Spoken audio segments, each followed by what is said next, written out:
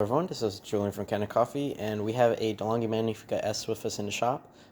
This is the smart line of Espresso Magnifica line from DeLonghi, and it had originally came in for a grinder issue. It was not feeding beans into the machine, and so looking into it, just the sound of it and testing it a few times, it was in fact your grinder just giving out.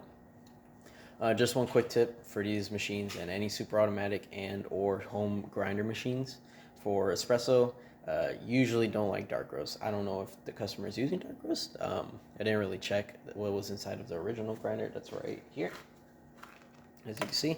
Just a general tip for anyone who might be watching this video or any of the other grinder swap videos. I do mention it a lot. Don't use dark roast for these machines.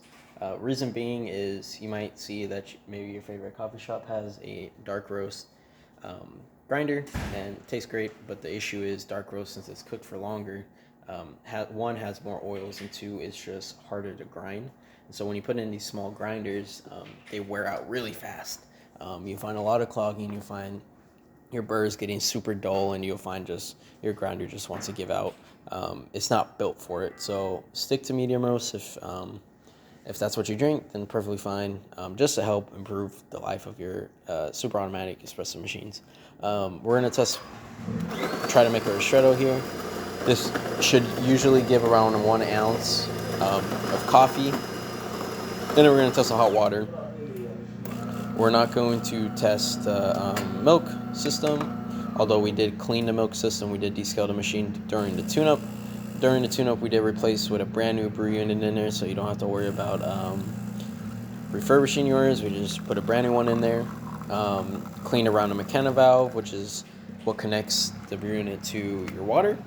Also descaled your machine to make sure it got through all those pipes that might have scale. Also, we ended up cleaning the inside of the walls and doing a few cleaning cycles to clean up those spouts for you. But yeah, and now we're going to test the hot water by scrolling all the way to the left and clicking that. So now hot water is going to come out the side.